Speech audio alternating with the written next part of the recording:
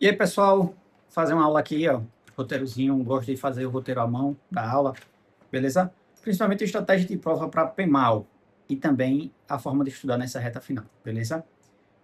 Vou elencar alguns pontos aqui para vocês, do que vocês devem se atentar e se preparar, para que vocês, quem quiser anotar, anota, mas essa aula é da mentoria, então vai ter o material dessa aula escrito, né?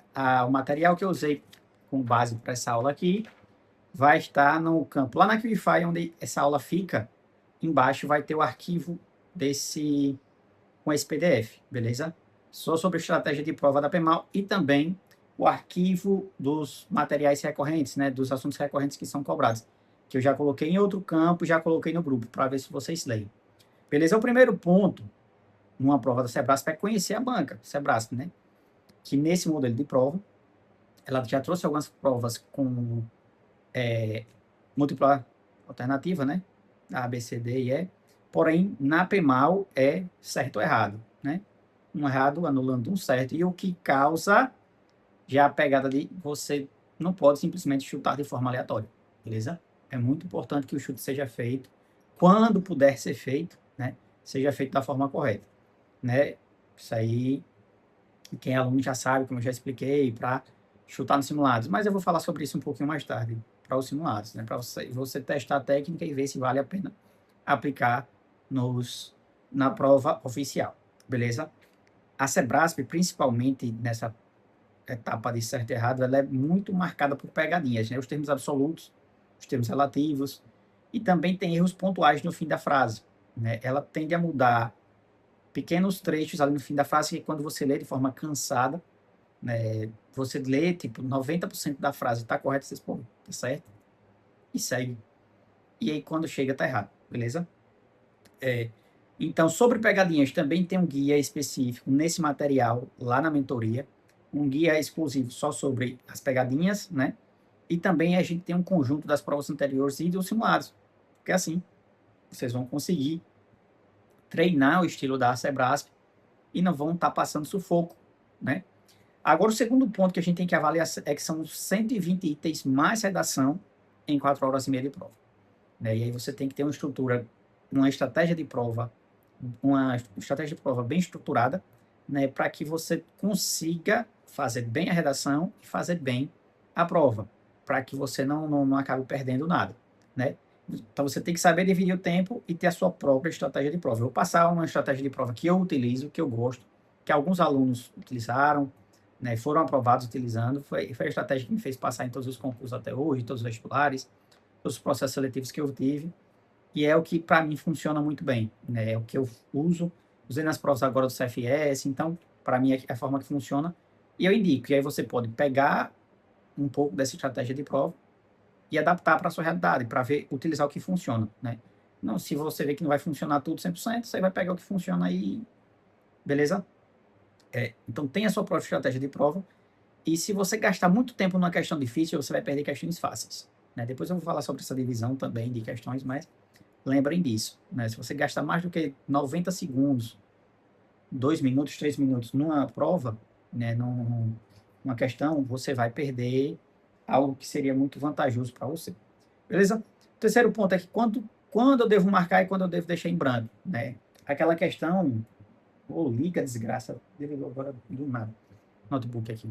Eu tinha coisa para ler no notebook, ele desligou. Mas vamos lá, não vou parar a aula não, porque é chato ficar regravando. Quando é que eu devo marcar e quando eu devo deixar em branco? Se você domina o tema, marca. Se você tem uma pista muito forte, marca. Mas se você não está em dúvida total ou não sabe, deixa. Sebrasp, com um errado anulando um certo, não é prova de você chutar, né? Só se você não fizer nada na prova, né? Tipo assim, não vou conseguir fazer nada e beleza. Aí você pode chutar tudo, mas porque já está todo fodido mesmo, né? O quarto ponto o principal dessa aula é isso aqui, como estudar nessa reta final. A ideia é que você já tenha aluno, já tenha batido o edital, beleza? Já tenha visto todo o conteúdo do edital, pelo menos 80%, 90%. Não viu? Não vai dar tempo de ver agora, guerreirinho. Guerreirinha, guerreirinho, guerreirinha. Não é agora, eu tenho que ver videoaula por videoaula do curso. Não, porra. Se você não teve preocupação de começar a estudar com antecedência, não é com 30 dias que você vai ver videoaula por videoaula. Então, o foco é questões, correção, revisão, caderno de erros. Então, a gente vai colocar seu método de estudo a partir de hoje, né? Questões. Você vai fazer questões daquele tema. Ah, Jota, não vi nada da teoria. Beleza.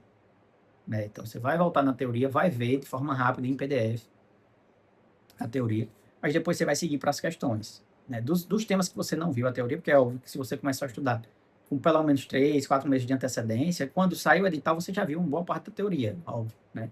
Só se você estava vagabundando, aí você não viu nada.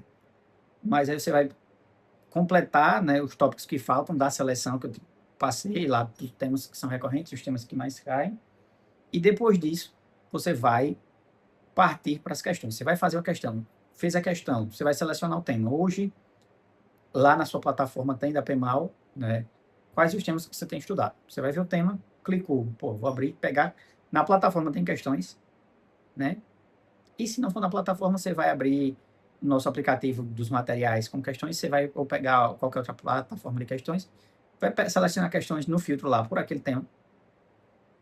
E com isso você vai responder questões daquele tema. Você vai fazer uma bateria de 10 ou 20, faz em sequência, para, corrige, identifica. As que eu errei foram essas. Vou revisar. Revisa, importante revisar, e faz o seu caderno de erros, beleza? Então, você vai fazer questão, correção, revisão, caderno de erros, todos os dias. E aí você vai entender, você vai perceber que no começo você vai errar muito, porque você sabe menos. A tendência é errar muito, mas com o tempo, quanto mais você for estudando, menos você vai errando e até menos você vai alimentando o caderno de erros, porque você vai estar sempre lendo o caderno de erros e percebendo, pô, eu já errei. Meu principal conselho, tenha ódio do erro. Pô, eu errei esse tema. Você vai errar aquele tema 10 vezes, você é burro dessa forma. Você vai errar o mesmo tema 30 vezes, toda vez que aquele tema aparecer numa questão, você vai errar. Tem merda no seu cérebro, não tem massa encefálica, não, pra ficar errando a mesma bosta a vida toda. Não, pô, tenha ódio do seu erro. Pô, eu errei isso aqui. Eu tenho ódio disso aqui. Se eu pegar e eu ver aquilo num simulado na prova, eu não vou errar, porque eu tenho ódio desse assunto. Óbvio que se você errar tudo, você vai ter ódio de tudo, mas tenha ódio. Amor não vai funcionar, não. Não se apaixone pelo tema da questão. Beleza? Eu vou falar sobre... Tá nos tópicos aqui. Então, a forma de estudar é essa, né? E sempre focado na banca Sebrae. É porque eu não gosto de responder certo e errado. Foda-se que você não gosta, irmão. Foda-se que você não gosta. Tô nem aí. Você tem que responder o que precisa. Se gostou, se foda. Mas que é assim é. Beleza? E agora, outro ponto além da forma de estudar, como se comportar nas vésperas, que eu gosto de chamar, né? Com 30 dias, que é a partir de agora, né? Você vai trabalhar questões, correção, revisão, definir um esqueleto de redação. Para PEMAL tem redação, você tem que definir seu esqueleto de redação. Vai ter uma aula só sobre redação depois, né? Mas desde já fique lembrado, né? Ciente que você tem que definir um tema de redação.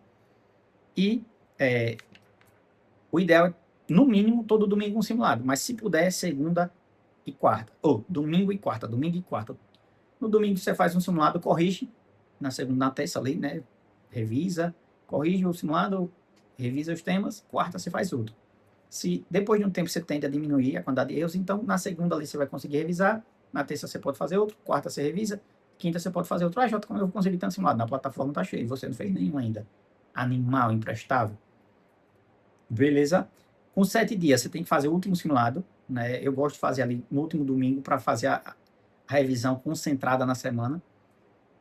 Ou até na quarta, pode até ser o último simulado. Eu gosto até a quarta, fazer o simulado para revisar na quinta, na sexta descansa, no sábado descansa.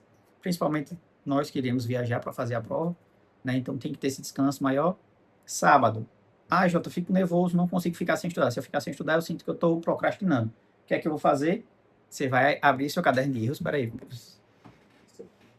Não vai funcionar. Não vai funcionar não. O notebook deu lambu. Acho que foi porque eu liguei a ring light hoje, né? Deixa eu ver se eu desligo ela. O vídeo não ficou tão ruim, então foda-se. Vou ficar, até porque essa porra tá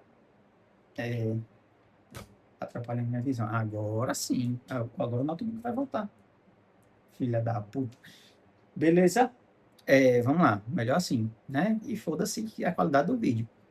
Aí eu gosto de descansar. Não, um dia antes. Eu só gosto de fazer revisão de caderno de erros. Eu normalmente, né, não gosto de revisão nada no sábado, mas eu sei que tem alunos que ficam muito ansiosos. Então, né, revisão e organizar o material para não estar passando vexame na hora da prova, né? Do que levar, do que não leva. Beleza? Ai, Jota, aulão de véspera. Faço ou não faço? Depende. Você tem que ver se é o aulão de véspera. Se você for fazer corujão, de virar, tipo, eu vou fazer o aulão de véspera do sábado para o domingo, que eu saio do aulão e vou direto para a prova. Aí, irmão, você vai vir fazer a prova sem dormir? Não rende. Não rende. Aí, Jota, mas eu consigo trabalhar sem dormir. Irmão, uma coisa é você fazer uma coisa mecânica, outra coisa é você precisar pensar. Sua mente vai estar cansada. Se o aulão de véspera for um local bacana, né? Você vai, mas se você se sentir mal, você dá para sair. Pode ser, né? Eu, como dono de cursinho, né? Eu já fiz aula de véspera, mas assim, foi muito bem pensado, muito bem planejado, teve hora para encerrar, para dar tempo do pessoal descansar, mas tem gente que é muito mais do que o aulão de véspera que é gravar vídeo, né? Para divulgação, óbvio, toda empresa quer. E aí eu não gosto. No meu, a gente não teve muito disso, né? Teve foto no final e só. Né? Quem queria tirar foto com o professor saía da sala, porque saía um professor, o outro já subia no palco e estava passando o conteúdo. Beleza? Agora a estratégia de prova. Quer que eu vou passar a minha estratégia de prova? E aí vocês vão dizer, né, se vale a pena. Eu quero que vocês testem no simulado. Vocês vão ter simulados. Vai fazer a porra do simulado? Faça a porra do simulado simulando a prova. O nome do caralho é simulado. Então é para simular. Não é para ficar cara de panaca, não. Beleza? Aí você faz o seguinte. Estratégia de prova. Eu gosto da minha estratégia de prova seguinte. Eu pego, leio, né, a parte do cartão do candidato lá, todas aquelas instruções, marquem a porra do cartão. Porque eu lembro que teve aluno que ficou no vexame, estava aprovado na PMI, foi Pernambuco, parece, e não marcou a porra do cartão de qual tipo, a cor, sei lá, não é nem a cor, não, lá. Não marca, aí depois a porra da máquina não lê, não sabe, zera a sua nota. Aí a reprova fica chorando no Instagram e não marquei o cartão resposta. Se fudei. Você não teve capacidade de marcar o cartão resposta, né? Então, primeira estratégia, ler, fazer a leitura, né? E aí eu gosto de fazer a leitura geral. Passo o olho na prova toda. Vou passando as páginas, aí depois leio as instruções do candidato e volto, né?